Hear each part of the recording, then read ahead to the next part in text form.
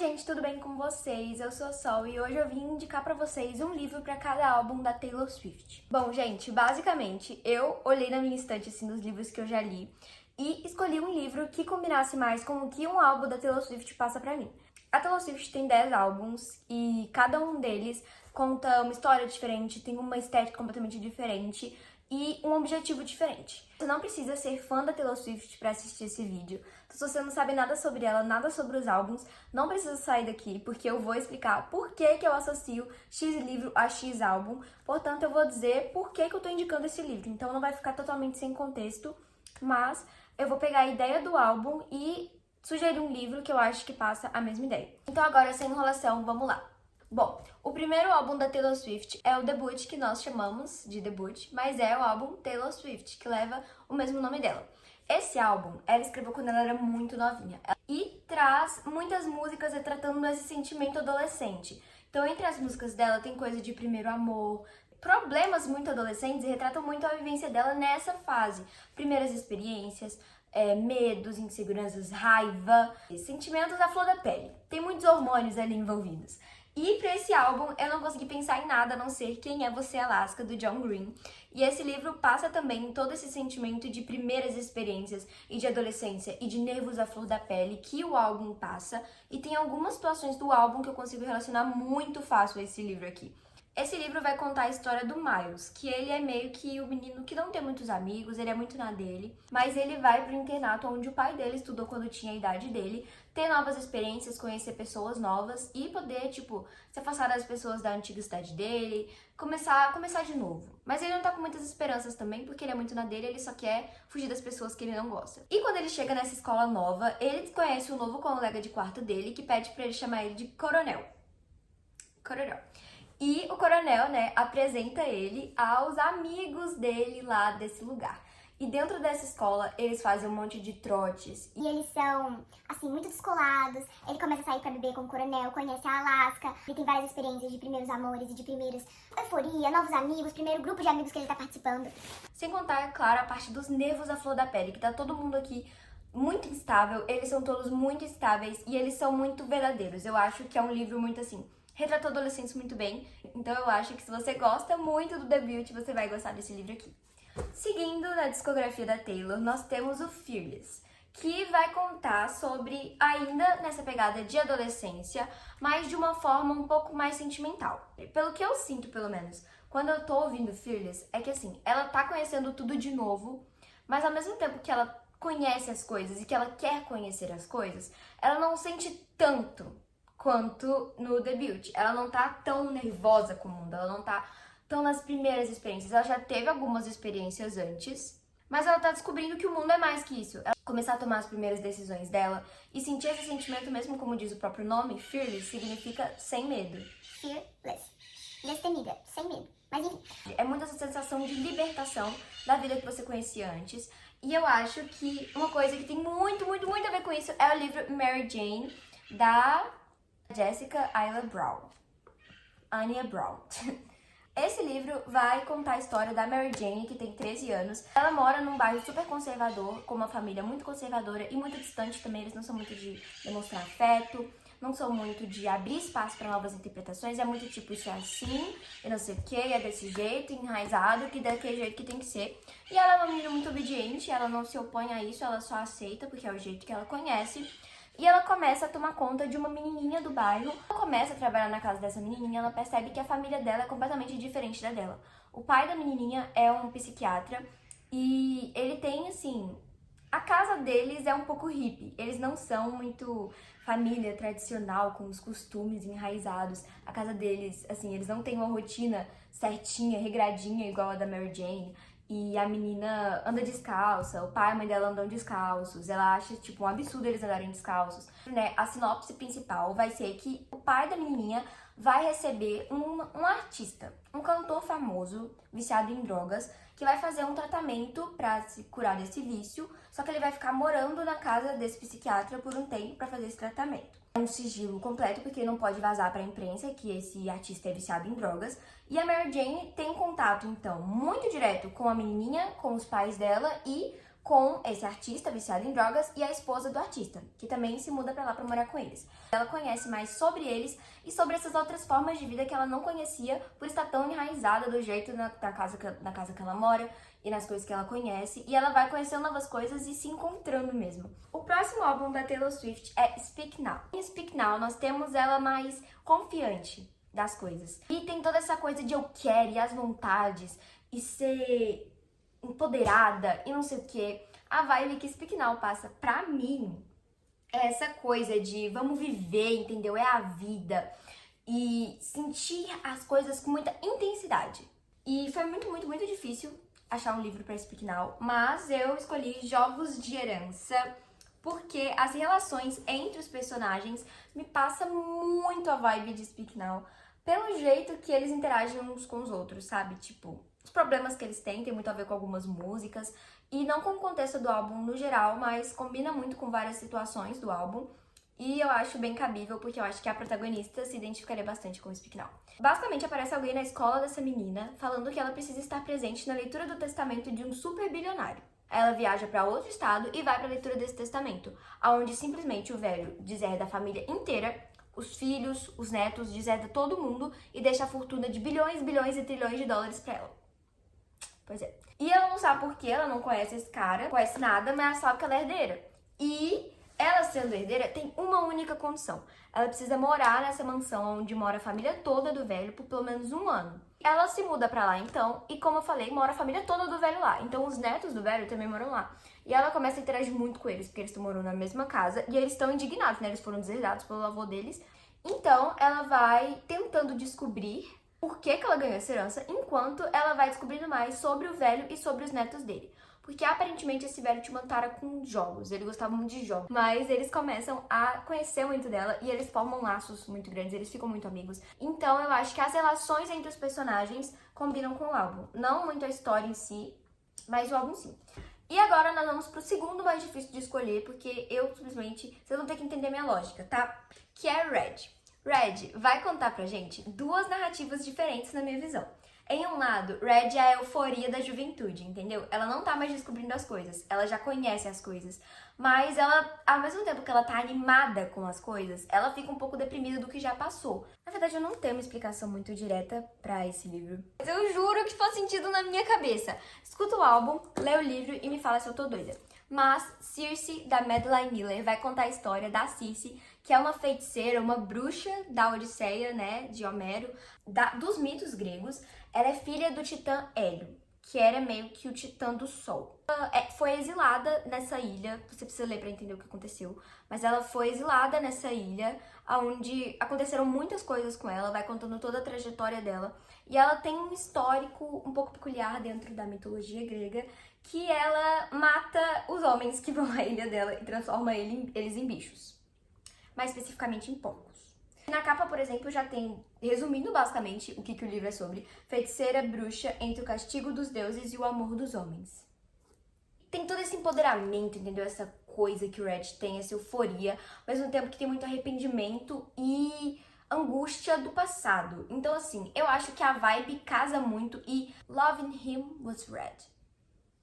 Eu acho que ela lover alguém red aqui, viu, gente? Agora nós temos o próximo álbum da Taylor Swift, que é o 1989. E agora ela tá numa cidade nova, em Nova York, novas experiências e tudo muito agitado. Eu acho que 1989, pra mim, é agitação, é emoção, é euforia.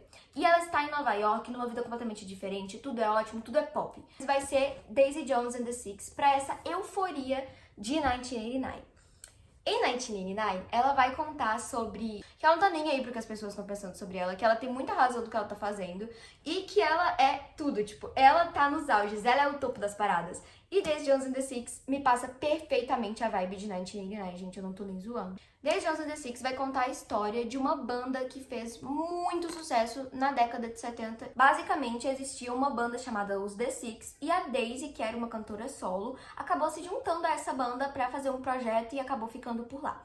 Nesse livro, gente, ele é narrado como se fosse um documentário. Tem a entrevistadora e tem o nome de cada personagem respondendo as perguntas e assim vai contando a história. Então, é uma leitura muito dinâmica, muito gostosa de ler, é incrível, perfeito, é muito imersivo, você se sente dentro da história mesmo. A gente acompanha a ascensão dessa banda até o fim dela. E basicamente a jornalista que tá entrevistando a banda quer descobrir por que a banda acabou, só que ela quer descobrir o real motivo da banda ter acabado. É literalmente incrível, é um dos meus livros favoritos e passa muito essa vibe. Então se você gosta de 1989, eu tenho certeza que você vai amar esse livro. E agora, reputamos. O Reputation foi o 6º álbum da Taylor.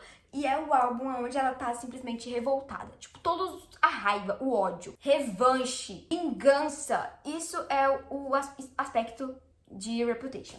E eu não consegui pensar em mais nada além de Renegades.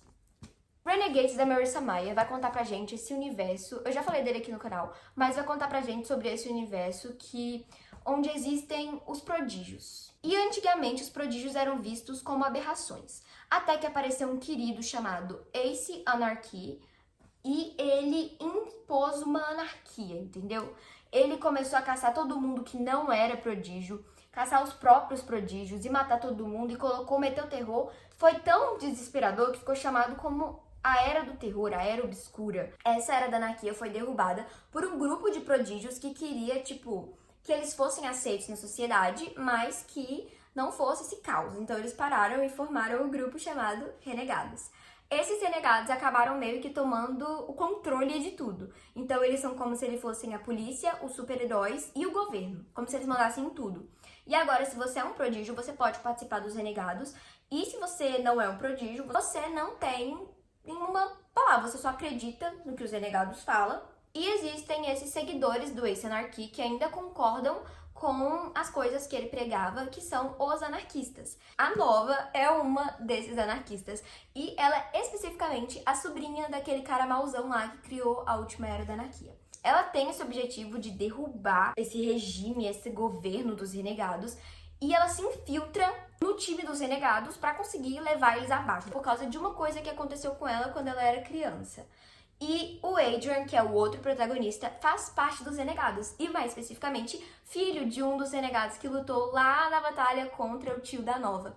Então assim, gente, esse livro é incrível, é perfeito. E toda essa coisa de eu vou derrubar o seu poder, não, eu vou derrubar o seu poder primeiro, eu acho que é muito Reputation. A Nova é muito Reputation. O próximo álbum da Taylor Swift, se opondo completamente ao anterior, é Lover. Aonde tudo que nós vemos é arco-íris e amor e coisas brilhantes. E você achar esperança em um amor novo depois de tudo que já te aconteceu. E você vê que assim, o amor é lindo, o amor é dourado. Não consegui pensar em mais nada além de A Casa no Mar Cerúleo, que é simplesmente um dos meus livros favoritos da vida, gente, sério. Eu não sei nem dar palavras pra esse livro, ele é perfeito, ele é maravilhoso. Conta a história do Linus, que ele trabalha numa agência que investiga orfanatos que abrigam crianças peculiares. E existe uma agência que cuida dessas crianças, chamadas, acho que de crianças extraordinárias. E ele faz parte dessa agência que investiga esses orfanatos que cuidam dessas crianças pra ver se elas estão sendo bem cuidadas, se elas não estão sendo maltratadas e ver se tá tudo certinho com elas. E ele faz meio que a inspeção. Então ele já trabalhou com isso há muitos anos, é tipo muito robótico pra ele. Só que então ele recebe uma missão aparentemente super exclusiva e secreta, que é de ir investigar essa casa, esse orfanato em específico, que é afastado da sociedade, ninguém sabe muito da existência dele, é meio que abafado por essa agência, porque as crianças que ficam nesse orfanato, elas são mais esquisitas que o normal, tipo, elas têm mais coisas peculiares do que o normal. Spoiler. Uma das crianças é literalmente o anticristo. Tem um outro que ele é meio que uma serpente, meio que humana. Tem uma outra que ela é uma gnoma. Tem uma outra que ela é meio que um espírito da natureza. E ele se muda pra essa casa pra fazer essa inspeção, ver se tá tudo certo ou não. Mas ele acaba sendo comovido pelas crianças e por todo o amor, porque afinal de tudo, gente, elas são só crianças. E é completamente Lover pra mim, é amor. Esse livro pra mim é amor. É muito confortável, gente, sério, leiam. É incrível, é perfeito, é maravilhoso. Leiam! E agora, saindo das flores de amor e perfeição para a tristeza, muita tristeza. Temos Folklore, que é um álbum sobre sentimentos, e também sobre erros, e também sobre angústia, e também sobre tristeza. Folklore também tem toda aquela coisa do triângulo amoroso, né? Que tem várias músicas que dizem respeito a uma história que a Taylor escreveu sobre um triângulo amoroso de adolescentes e o que eles sentiram durante os acontecimentos. Eu acho que um livro que se adapta com folclore em todos os sentidos é As Vantagens de Ser Invisível. Não vou nem me alargar muito sobre esse livro porque muita gente conhece, mas vai contar a história do Charlie, que é muito na dele, ele é muito quietinho e ele não gosta muito de interagir, socializar com as pessoas, e ele conhece novos amigos nessa nova escola, onde tudo é muito novo pra ele e ele luta muito com os demônios internos dele, demônios do passado dele, mas que esses demônios começam a se perder passo de que ele conhece coisas novas e que ele descobre seu grupo de pessoas, ele se encontra nessas pessoas e encontra a vida dele do jeito que ela tem que ser. Esse livro é lindo, é muito de autodescobrimento e muito real. Eu acho esse livro muito real e muito identificável e eu acho que todo mundo tem que ler esse livro pelo menos uma vez na vida. Passa muito de tudo que folclore passa, sabe? Tipo, todo esse sentimento de eu não sei nada, eu não sei de nada, mas ao mesmo tempo eu sei tudo. Todo o monólogo do final desse livro se encaixa perfeitamente com a ideia de folclore. Eu gosto muito da análise que fazem de que Folklore e Evermore são irmãs. Folklore é a visão imatura do que estava acontecendo, tipo, durante os acontecimentos, e Evermore é uma visão mais madura dos acontecimentos de Folklore. Evermore vai ser como eu disse, uma recontagem dos acontecimentos de Folklore de uma forma mais madura. Ao mesmo tempo que apresenta outras coisas, só que também com uma visão mais madura das coisas. É como se ela estivesse olhando pra trás e refletindo, não sentindo na hora. Tipo, ela sabe o que ela tá sentindo, ela sabe, ela conhece a dor, ela conhece muito bem. E A Vida Invisível de Ed La Rue é o livro pra você que gosta de Evermore. Basicamente, A Vida Invisível de Ed La Rue vai contar sobre a Ed, que vivia lá em 1660 e não sei o quê, e ela estava sendo forçada a casar com um homem que ela não queria se casar. Ela faz um pacto com um ser das sombras para ser livre. Ela quer conhecer o mundo e ela quer viver para sempre. E ela consegue isso. Só que o preço disso é que ninguém se lembra dela. Se a pessoa se vira as costas para ela, ela esquece automaticamente dela. Ninguém consegue lembrar e ela vive pra sempre. Então ela é condenada a passar o resto da vida dela sem ninguém se lembra dela. Tipo, lembram dela agora, mas a partir do momento que não olharem mais pra ela, não vou lembrar. Ela vive mais de 300 anos assim, até que, misteriosamente, alguém se lembra dela. E eu acho que esse livro é 100% Evermore e é um livro lindo, gente. Esse livro é lindo e ele é um livro, assim, pra você carregar pra sua vida. Tipo assim, eu acho que eu nunca vou ser capaz de esquecer esse livro e eu acho que todo mundo que lê também não vai. O último álbum da Taylor Swift, até agora pelo menos, porque nós vamos ter um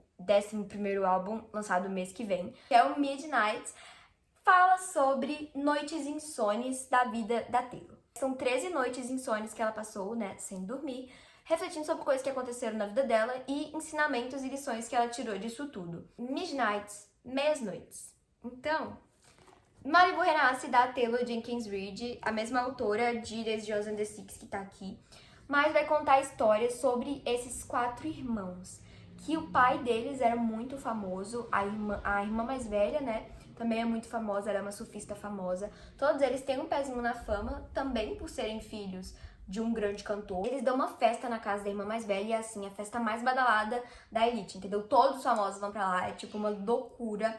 E eles fazem isso todo ano. Só que eles têm muitas coisas a serem resolvidas e muitas coisas que tiram o sono deles. Nem todos eles estão felizes. E aconteceu uma coisa recentemente na vida da Nina, que é a protagonista, né, a irmã mais velha, que ela sente muito isso ainda, mas ela tem que fazer com que ela não tivesse sentido por causa dos irmãos dela, pra proteger os irmãos dela. E vai contar sobre a história de vida desses 4 irmãos, tudo que eles já passaram pra chegar até aqui. Esse livro, o plot principal dele se passa todo numa noite em uma dessas festas. Eu acho que é perfeitamente esse álbum, assim. Isso aqui é Midnights. Espero que vocês tenham gostado das indicações de livro que eu dei pra vocês hoje. Espero que eu tenha conseguido explicar minhas indicações. Lembrando que essa é só a minha opinião sobre o que eu acho que eu interpretei dos livros e dos álbuns. Então, se você acha que não tem nada a ver, pelo menos dá uma chance pro livro, porque eu juro que é legal. Ou dá uma chance pro álbum, se você veio por causa do livro, porque o álbum também é muito legal.